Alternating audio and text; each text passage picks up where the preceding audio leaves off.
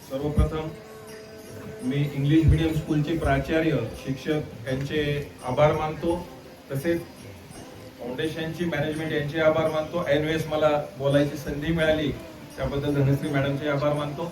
परवा आषाढी एकादशी आहे, जास्त वेळ घेणार नाही, 15 मिनिटात संपवतो मी, कारण सगळ्यांना घाई आहे, पण सांगणं गरजेचं आहे। परवा आषाढी एकादशी आहे, ज्याची नोंद वर्ल्ड हेरिटेज मध्ये झालेली आहे।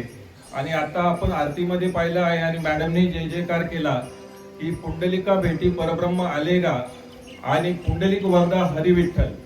तर जगातला एकमेव देव असावा जो माझा आहे म्हणून मी कौतुक करत नाही, सगळ्यांचेच वेगवेगळे असतं, ज्या देवाच्या अगोदर भक्ताचं नाव घेतलं जातं आणि तो भक्त का बरं श्रेष्ठ आहे, पुंडलिकाचं दर्शन का बरं महत्वाचं असतं।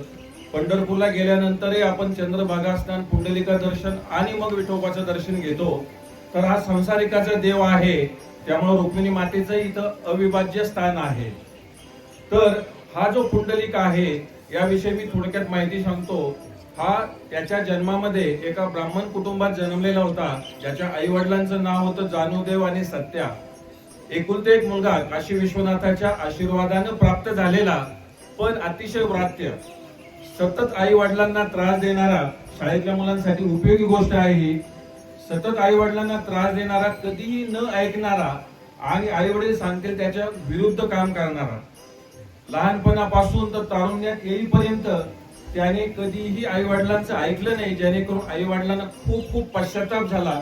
आणि आपल्या ग्रामीण भागात एक गोष्ट असते, याचं लग्न करून टाका म्हणजे आज सुधरेल, परंतु झालं उलटच, याचं लग्न केल्यानंतरही तो बायकोच्या जास्त आहारी गेला।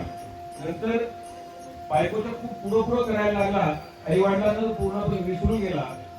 याचा अवकाश काशीला जाणारे काही जथी होते, आता जसं दिंड्या जातात त्या काशीला जाणाऱ्या लोकांना जथी म्हणतात। त्या पंढरपूरवरनं, म्हणजे त्यावेळेस पंढरपूरला लोहदंड तीर्थ असं म्हणत असायचं, कारण इंद्राचा लोहदंड त्या ठिकाणी तरला होता। त्यावेळेस इंद्राला अंगाला छिद्र पडली होती, त्यामुळे त्यात लोहदंड तीर्थ म्हणायचे। पंढरपूर हे नाव नंतर झालं। लोहदंड तीर्थ क्षेत्राहून जथे जात काशीला होते, आपल्या बायकोला म्हणाला चल आपण जाऊ फिरायला काशीला। तर याने बायकोला खांद्यावर घेतलं आणि हाय निघाला। दुसऱ्या दिवशी आई वडिलांनी बघितलं की आपण काशी विश्वनाथाला जाऊन हा आपला मुलगा इतका वाईट कसा निघाला, याची आपण तपश्चर्या केली 9 महिने, तर त्यांना जाब विचारलं। म्हणून त्याचे आई वडीलही मजल दरमजल करत काशीच्या यात्रेवर चालू लागले। हाही बायकोला कडेवर घेऊन पुढे चालला होता, दोघांचे जथे वेगवेगळे होते। आणि एक दिवस एका रात्री हा पुंडलिक त्याच्या बायकोसह एका धर्मशाळेत मुक्कामी होता। आणि खरंच ज्याच्या उद्धाराची वेळ येते त्याला अशा घटना घडतात। जसं आता मॅडम म्हटल्या की कुत्रा, आता तुम्ही बघितलं वारकरी संप्रदायात कुत्र्याचं प्रत्येक प्राण्याचं खूप महत्व आहे। आमचे नामदेव महाराजांच्या ताटातली पुरणपोळी त्याने नेली तर नामदेव महाराज त्याच्या मागे पळत गेले तुपाची वाटी घेऊन, बिगर तुपाची पुरणपोळी खाऊ नको म्हणून। तर आता त्याही कुत्र्याचं प्रारब्ध असेल, तर ज्याचं प्रारब्ध उद्धरण्याची वेळ येते त्याच्या आयुष्यात आपोआप काही गोष्टी घडायला लागतात। तर त्या धर्मशाळेत झोपला असताना पुंडलिका झोपच येत नव्हती। रात्रभर तो कुशी बदलत होता, या कुशीवर त्या कुशीवर, आणि कंटाळून शेवटी तो उठला। पहाट होत आल्या समय असावा आणि तो त्या आश्रमशाळेच्या बाहेर आला, तिथे चक्रा मारू लागला। तर त्याने 3 स्त्रिया पाहिल्या, ज्यांच्या अंगावरील साड्या अतिशय खराब होत्या, काळ्या रंगाच्या होत्या, कनिष्ठ झाल्या होत्या। त्या आश्रमात गेल्या, त्यांनी झाडलोट केली, तिथं रांगोळी काढली, सडा समर्जन केलं, आणि जसजसे ती ह्या क्रिया करत होत्या तसतसं त्यांचं शरीर तेजस्वी होत होतं। पुंडलिकाला वाटलं असं काय असावं या आश्रमामध्ये की ज्याने या 3ही स्त्रियांचं अवतार एकदम सुंदर झाला, यांना तेजस्वीता प्रदान झाली। मग त्याची उत्सुकता टाळली, त्याने त्या 3 स्त्रियांना विचारलं, तुम्ही आतमध्ये जाऊन सडा समर्जन केलं, रांगोळी काढली, झाडलोट केली, असं काय आहे? तर त्यांनी सांगितलं की आम्ही या 3 स्त्रिया म्हणजे गंगा, यमुना, सरस्वती असतो, तुमच्यासारखे पापी लोक आमच्या स्नान करतात आणि आम्हाला मलिनता प्राप्त होते, त्यामुळे आम्हाला या अशा महात्म्याच्या आश्रमात येऊन सत्कृत्य करावं लागतं। त्यामुळे तर पुंडलिकाची झोपच उडाली। असा कोण महात्मा असावा ज्याने या 3 स्त्रियांना नित्य नूतन रूप दिलं। तर तो सकाळ व्हायची वाट पाहत राहिला. तर इकडं पूर्वेला सूर्य उगवला, तोच बरोबर त्या आश्रमातनं एक वृद्ध पांढऱ्या दाढीचा एक व्यक्ती बाहेर आला. त्याला वाटलं आपण या महान व्यक्तीशी बोलावं, म्हणून त्याने सहज प्रश्न विचारलं की महाराज, इथून काशी किती दूर आहे? तर त्या महाराजांनी, ज्यांचं नाव होतं कुकुट स्वामी, त्या कुकुट स्वामींनी सांगितलं की मी काशीला कधीही गेलेलो नाही, त्यामुळं काशी किती लांब आहे हेही मला माहित नाही आणि मी त्या काशी विश्वनाथाचं दर्शनही घेतलेलं नाही. मग त्याने विचारलं, ह्या ज्या 3 स्त्रिया तुमच्या आश्रमात आल्या होत्या, त्यांना तेजस्विता तुमच्यामुळे कशी प्राप्त झाली? तर मुलांनो, त्यांनी एकच उत्तर दिलं कुकुट स्वामींनी की मी माझ्या आजन्म माझ्या आई वडिलांची सेवा करतोय, त्यामुळे मला दुसरा कुठलाही देव माहित नाही. दिवस रात्र मी माझ्या आई वडिलांच्या सेवेतच लीन असतो, त्यामुळे मला ही सिद्धी प्राप्त झाली. आणि या सिद्धीचा रिद्धीचा मी गैरवापर करत नाही, फक्त सेवा करण्यातच धन्यता मानतो. आणि या प्रश्नाच्या उत्तरावर पुंडलिकाची काय अवस्था झाली असेल हे आपण समजू शकत नाही, कारण त्याच्या उद्धाराची वेळ आली होती. जसा उद्धार अजून एका प्राण्याचा ज्ञानेश्वर महाराजांनी प्रतिष्ठान नगरी म्हणजे पैठणला केला, ज्या रेड्याच्या महिष राजाच्या मुखातून वेद वदविले आणि त्यांच्यातील मनुष्यत्वाचा संतत्वापर्यंतचा प्रवास सुरू झाला. तर अशा या प्राण्यांचं भूताभूती परमेश्वर मानणारा वारकरी पंथ आहे, त्यामुळे आपण हे कुत्र श्वान काढून द्यायला नको होतं, त्याचे भाग्य आठवण होतं. तर पुंडलिकाने त्याला पश्चाताप झाला की कुकुट स्वामींच्या या वाक्यानुसार त्याने लोटांगण घेतलं आणि त्याने आपल्या बायकोला बोलवलं आणि आई वडिलांचा शोध घ्यायला सुरुवात केली. जथ्यामागून जथे शोधत तो आई वडिलांना शोधलं.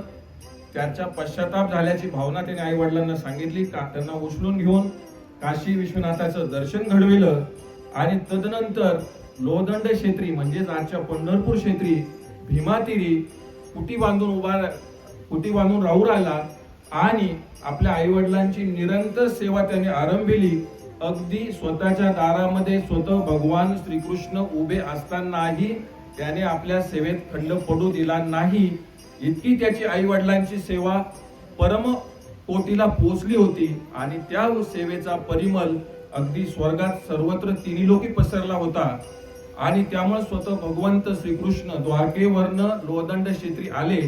रुक्मिणीचा रुसवा काढण्याचं कारण वेगळं होतं, कारण त्या कारणाशी आपल्याला जायचं नाही, पण आज सांसारिकाचा देव आहे म्हणून पांडुरंग पुढे आणि रुक्मिणी मागे आजही पंढरपुरात आपल्याला दिसतात, कारण हा श्रीकृष्ण भक्त वेडा होता. तर श्रीकृष्ण आणि पांडुरंगाचं नातं 2 मिनिटात मी सांगतो. तर ज्यावेळेस पुंडलिक आई वडिलांच्या सेवेत दंग होता, त्यावेळेस त्याला दारामध्ये तेजस्वी पुरुष उभा राहिलेला दिसला, पण सेवेत व्यत्यय नको म्हणून त्याने जवळच पडलेली वजरी म्हणजे वीट दाराकडे भिरकावली आणि माझी आई वडिलांची सेवा होईपर्यंत तोपर्यंत उभा राहा या विटेवर असं सांगितलं. त्यांनी पाहिलं नाही की कोण आहे दारामध्ये.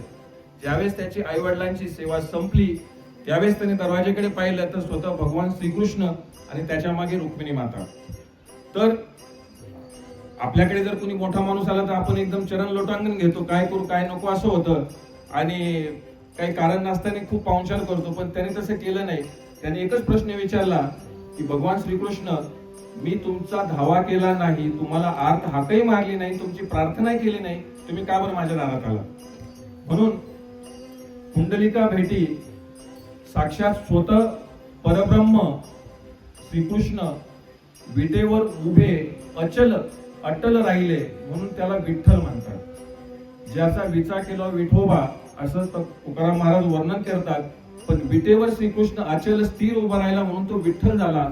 आणि याच विठ्ठलाने चराचराचा कृष्ण रंग म्हणजे वाईट कृत्य स्वतःकडे घेतलं आणि चराचराला पंडुरंग म्हणजे चांगला रंग पांढरा रंग अर्पण केला म्हणून त्याला पांडुरंग असं म्हणतात. तर असा हा पंढरपूरचा पांडुरंग अथवा विठ्ठल रुक्मिणी मातेसमोर आज आपल्याला 2 वेगवेगळ्या रवणात मिळतो. कारण पांडुरंगाला भक्तांची जास्त ओढ असल्यामुळे सांसारिक कृत्य कमी पडतात. थोडक्यात आषाढी एकादशी पासून पुढे 4 महिने पांडुरंग हा भक्तांसाठीच उभा असतो कमरेवर हात ठेवून. आणि ह्या अवतारात आपण जर बघितलं कुठल्याही देवदेवताला जा तिथे नवस उपवास जाताना मोठमोठे हार प्रसाद वगैरे वगैरे काय काय देणग्या द्याव्या लागतात. पण इथं अजिबात तसं नाही. 5 रुपयाचा तुळशी हार मिळतो, साधे आपल्या मुरमुऱ्या लाह्या असतात, 10 रुपयात सगळा प्रसाद होतो, तोही न्यायला पाहिजे असं काही नाही, कारण त्याचे हात दोन्ही कमरेवरच आहे.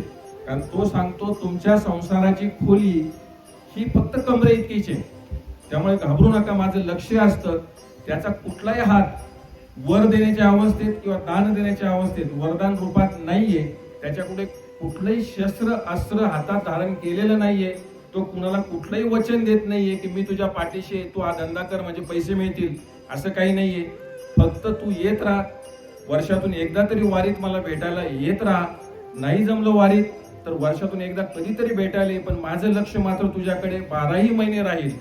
आजचा हा नयनरम्य वारीचा सोहळा आपण अनुभवला. खूप लोक आपल्या वारीमध्ये चालायला जातात, त्यांचं भाग्य थोर असतं. ऍटलिस्ट आपण थोडक्यात तरी इथं वारी अनुभवली, त्याबद्दल खरोखर शाळेचे आपण मॅडमचे धन्यवाद मानले पाहिजे. परवा एकादशी आहे, आजही आपण टीव्ही वरती बघतो की अतिशय नयनरम्य सोहळा पार पडतोय. नुकताच मी दिवे घाटातून चालण्याचा प्रयत्न केला, पण अतिशय एनर्जेटिक लोक असतात. लहान मुलांपासून तर 75 वर्षापर्यंत चालतात लोक. आपल्याला लाज वाटते की 50शीत आपण 10 मिनिटाला बसतो.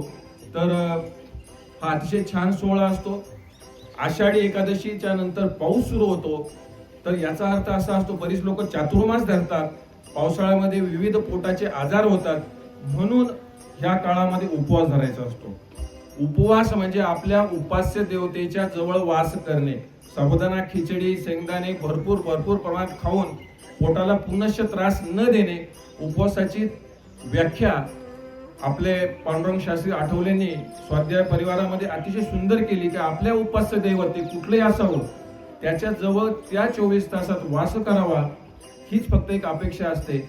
आणि जे कोणी एकादशी धरतात त्या 15 दिवसाच्या एकादशी असतात. काही आषाढी, कार्तिकी, चैत्री, माघी या 4 महत्वाच्या एकादशी धरतात. पण खरा एकादशीचा उपवास हा दशमीपासून दुपारी सुरू होतो. दुसऱ्या दिवशी पूर्णपणे उपवास, तिसऱ्या दिवशी दुपारी 12 वाजता एकादशी सुटते. आज या निमित्ताने मी आपल्या सर्वांना आषाढी एकादशीच्या खूप शुभेच्छा देतो. आणि दरवर्षी मॅडम ही अशीच वारी काढावी आणि आम्हाला हा नयन मनोहर सोहळा पाहण्याचं भाग्य लाभू द्यावं. अतिशय सुंदर मुलांनी डेपरी केली होती. त्यात खरोखर आपल्याला रुक्मिणी पांडुरंगाचं सर्व संतांचं दर्शन झालं. त्याबद्दल धन्यवाद.